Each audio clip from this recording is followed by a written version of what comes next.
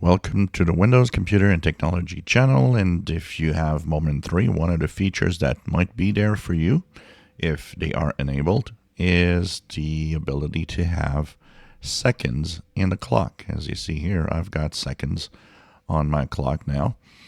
This is a feature that was requested by a lot of people that wanted to have the seconds displayed.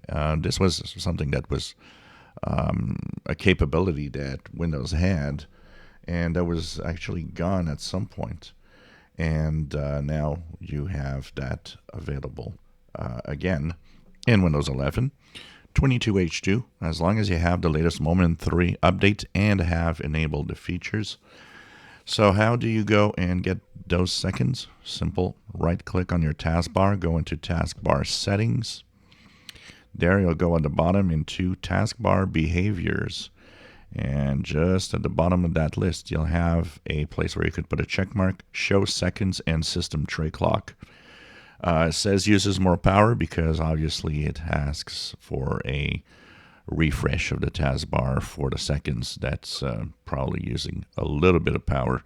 So it could be a feature that could basically make the battery life suffer if you are using it.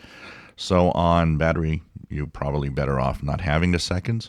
I don't know how much more power that it uses, but if you like to have seconds, have a little more precision in what time it is, you now have that displayed in the clock in the taskbar. Simple little thing that a lot of people were asking, and now available through the Moment 3 update.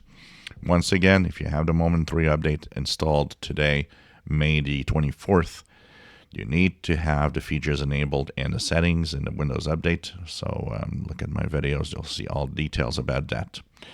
If you enjoy my videos, please subscribe, give us a thumbs up. Thank you for watching.